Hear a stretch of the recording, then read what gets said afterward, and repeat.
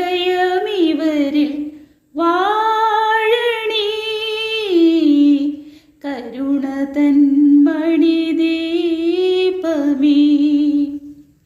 യേശുവേ ജീവനാഥ, ആശ്രയം നീ എന്നുമേ.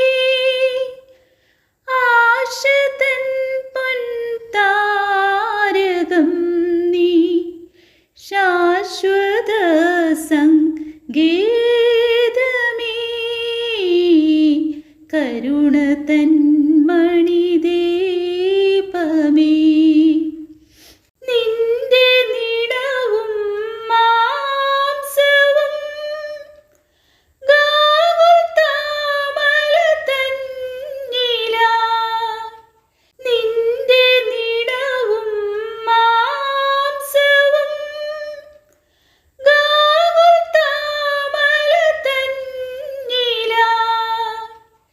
ബലിയണച്ച മഹേശ്വരാ, ദിവ്യ സ്നേഹസ്വരൂപനേ. കരുണ തൻ മണിദീപമേ, യേശുവേ ജീവനാഥ, ആശ്രയം നീ എന്നുമേ. ആശ തൻ പൊൻതാരകം നീ, ശാശ്വത സംഗീതമേ. കരുണ തൻ മണിദീപമേ, യേശുവേ ജീവനാഥ, ആശ്രയം നീ എന്നുമേ. ആശ തൻ പൊൻതാരകം നീ, ശാശ്വത സംഗീതമേ. കരുണ തൻ മണിദീപമേ. അധ്യായം 2. സഹോദരരെ, നിങ്ങളുടെ അടുത്തേക്ക് ഞങ്ങൾ വന്നത് വ്യർത്ഥമായില്ലെന്ന് നിങ്ങൾക്ക് തന്നെ അറിയാമല്ലോ. നിങ്ങൾക്കറിയാവുന്നതുപോലെ ഞങ്ങൾ വളരെ പീഡകൾ സഹിക്കുകയും ഫിലിപ്പിയിൽ വെച്ച് അപമാനിക്കപ്പെടുകയും ചെയ്തു. എങ്കിലും കഠോരമായ ക്ലേശങ്ങളുടെ മധ്യേ ദൈവത്തിൻ്റെ സുവിശേഷം നിങ്ങളോട് പ്രഘോഷിക്കാനുള്ള ധൈര്യം ദൈവം ഞങ്ങൾക്ക് പ്രദാനം ചെയ്തു. ഞങ്ങളുടെ ഉപദേശം അബദ്ധത്തിൽ നിന്നോ അശുദ്ധിയിൽ നിന്നോ വഞ്ചനയിൽ നിന്നോ ഉത്ഭവിച്ചതല്ല. സുവിശേഷം ഫലമേൽക്കാൻ യോഗ്യരെന്ന് ദൈവം അംഗീകരിച്ചതനുസരിച്ചാണ് ഞങ്ങൾ പ്രസംഗിക്കുന്നത്. ഇത് മനുഷ്യരെ പ്രീതിപ്പെടുത്താനല്ല, ഞങ്ങളുടെ ഹൃദയങ്ങൾ പരിശോധിക്കുന്ന ദൈവത്തെ പ്രീതിപ്പെടുത്താനാണ്.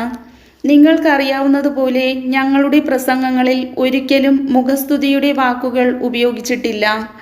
അത്യാഗ്രഹത്തിൻ്റെ പുറം കുപ്പായം ധരിച്ചിട്ടുമില്ല. അതിന് ദൈവം തന്നെ സാക്ഷി.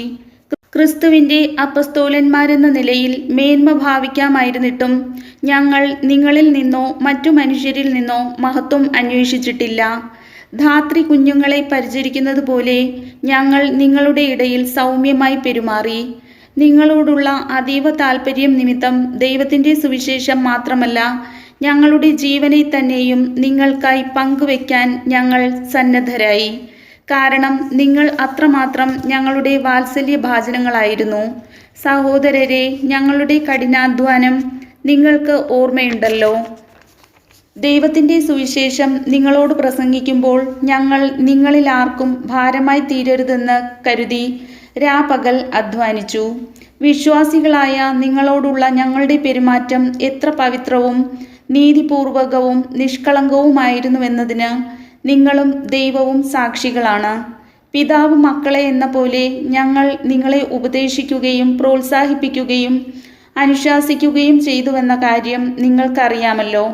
അത് തൻ്റെ രാജ്യത്തിലേക്കും മഹത്വത്തിലേക്കും നിങ്ങളെ വിളിക്കുന്ന ദൈവത്തിന് യോഗ്യമായ വിധം നിങ്ങൾ ജീവിക്കാൻ വേണ്ടിയാണ്. ഞങ്ങളിൽ നിന്ന് നിങ്ങൾ ശ്രവിച്ച ദൈവവചനം മനുഷ്യരുടെ വചനമായിട്ടല്ല, വിശ്വാസികളായ നിങ്ങളിൽ പ്രവർത്തിക്കുന്ന യഥാർത്ഥ ദൈവത്തിൻ്റെ വചനമായിട്ടാണ് നിങ്ങൾ സ്വീകരിച്ചത്. അതിന് ഞങ്ങൾ നിരന്തരം ദൈവത്തിന് നന്ദി പറയുന്നു. സഹോദരരെ, നിങ്ങൾ യൂദയായിൽ യേശുക്രിസ്തുവിൻ്റെ നാമത്തിലുള്ള ദൈവത്തിൻ്റെ സഭകളെ അനുകരിക്കുന്നവരായി തീർന്നു. എങ്ങനെയെന്നാൽ യഹൂദരിൽ നിന്ന് അവർ സഹിച്ചവയെല്ലാം തന്നെ സ്വന്തം നാട്ടുകാരിൽ നിന്ന് നിങ്ങളും സഹിച്ചു. യഹൂദർ കർത്താവായ യേശുവിനെയും പ്രവാചകന്മാരെയും വധിച്ചു, ഞങ്ങളെ ആട്ടിപ്പുറത്താക്കി. വിജാതീയരുടെ രക്ഷയെ കരുതി അവരോട് പ്രസംഗിക്കുന്നതിൽ നിന്ന് ഞങ്ങളെ തടസ്സപ്പെടുത്തിക്കൊണ്ട് അവർ ദൈവത്തെ അപ്രീതിപ്പെടുത്തുകയും എല്ലാ മനുഷ്യരെയും എതിർക്കുകയും ചെയ്യുന്നു. അങ്ങനെ അവർ തങ്ങളുടെ പാപങ്ങളുടെ അളവ് പൂർത്തിയാക്കുന്നു. ഇതാ, അവസാനം ദൈവത്തിൻ്റെ ക്രോധം അവരുടെ മേൽ നിപതിച്ചിരിക്കുന്നു. സഹോദരരെ, ആത്മന അല്ലെങ്കിലും ശാരീരികമായി കുറച്ചു നാളത്തേക്ക് ഞങ്ങൾ നിങ്ങളിൽ നിന്ന് വേർപിരിഞ്ഞു. അതുകൊണ്ട് നിങ്ങളെ മുഖാഭിമുഖം വീണ്ടും കാണാൻ അതീവ താൽപ്പര്യത്തോടും ആകാംക്ഷയോടും കൂടെ ഞങ്ങൾ കാത്തിരിക്കുകയായിരുന്നു. അതിനാൽ നിങ്ങളെ സന്ദർശിക്കാൻ പൗലോസായ ഞാൻ പല പ്രാവശ്യം ആഗ്രഹിച്ചു. എന്നാൽ സാത്താൻ ഞങ്ങളെ തടസ്സപ്പെടുത്തി.